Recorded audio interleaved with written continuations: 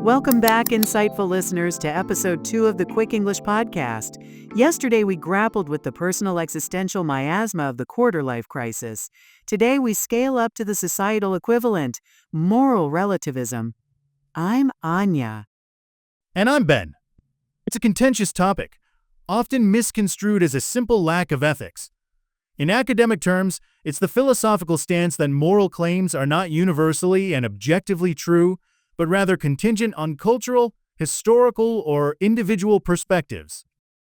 Precisely. It challenges the very notion of a de jure ethical framework.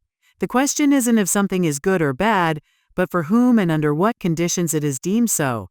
It can lead to a kind of ethical aphasia if not approached judiciously. That's the crux of the debate. If everything is relative, how do we establish a functional society? The slippery slope argument here is that relativism ultimately leads to moral nihilism. We need to unpack that distinction. Dialogue start. Ilera, I find the pushback against relativism rather perfunctory.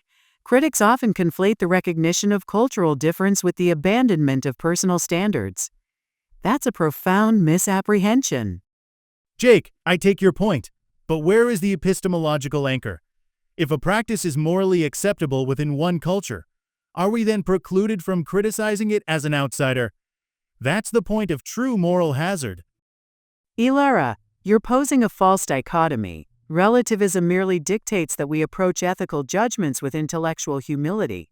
It doesn't mean we must acquiesce to practices we find repugnant. It means we acknowledge their cultural provenance.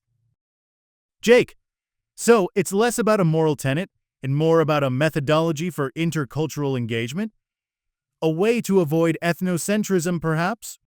Ilara, precisely. It demands a sophisticated awareness of context, preventing us from imposing our own normative framework as if it were incontrovertible truth. Dialogue end. That exchange masterfully highlighted the subtleties. The tension between cultural understanding and universal human rights is where this concept truly becomes visceral. Absolutely. Let's delve into the language used to navigate that complexity. Language takeaway. We're focusing on phrases that enable nuanced and academic commentary. First up, to conflate. This means to combine two or more things into one, or to confuse them. It's perfect for intellectual critique. Example 1. The newspaper article conflated correlation with causation, leading to a spurious conclusion. Example 2. It is common to conflate skepticism with cynicism, but they are distinct philosophical postures. Next, epistemological anchor. This phrase refers to the foundation or source of knowledge. The anchor is what gives it stability. Example 1. His theories lacked an epistemological anchor, relying entirely on conjecture. Example 2. Science provides a practical, if provisional, epistemological anchor for understanding the physical world. Finally, profound misapprehension. Much stronger than a simple mistake. It means a deep or fundamental misunderstanding of something. Example 1. The entire policy was based on a profound misapprehension of the economic realities. Example 2. To believe that wealth equates to happiness is a profound misapprehension of the human condition. Advanced Fluency Builder, time to solidify some of the dense C2 vocabulary we introduced. Let's look at 5 high-utility words. 1. Perfunctory AG, carried out with a minimum of effort or reflection, superficial. 2. Preclude V, to prevent something from happening or to make impossible. 3. Acquiesce V, to accept something reluctantly but without protest.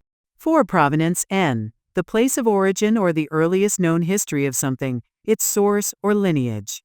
5. Incontrovertible AG, not able to be denied or disputed, absolutely certain. And for our grammar nuance section, let's examine the powerful, subtle use of the subjunctive mood in C2 discourse. Notice Jake's rhetorical question, if a practice be morally acceptable.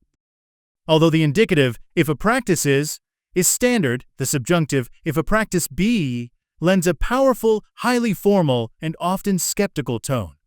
It's usually reserved for expressing wishes, demands, or statements of possibility and necessity in extremely formal writing or debate.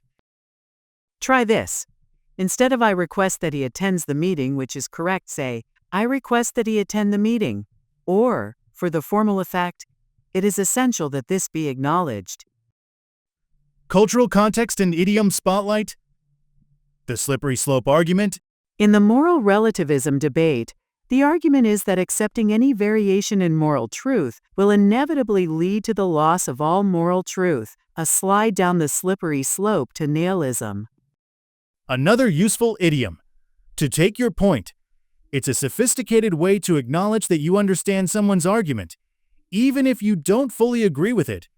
It allows for a smooth transition in a difficult conversation. Let's listen to the dialogue once more. Focus on Ilara's use of provenance and Jake's reliance on the epistemological anchor. These are the phrases that signify C2 mastery. Conclusion. We hope this exploration has equipped you with the language to articulate these complex ideas. Remember, understanding is not the same as acceptance, but it demands intellectual rigor. Your challenge today: use the phrase to preclude and the idiom to take your point in a text or spoken response to a news article. Share your efforts. Join us tomorrow as we ruminate on the impact of algorithmic bias and digital paternalism. Until then, maintain your epistemological anchor. Goodbye for now.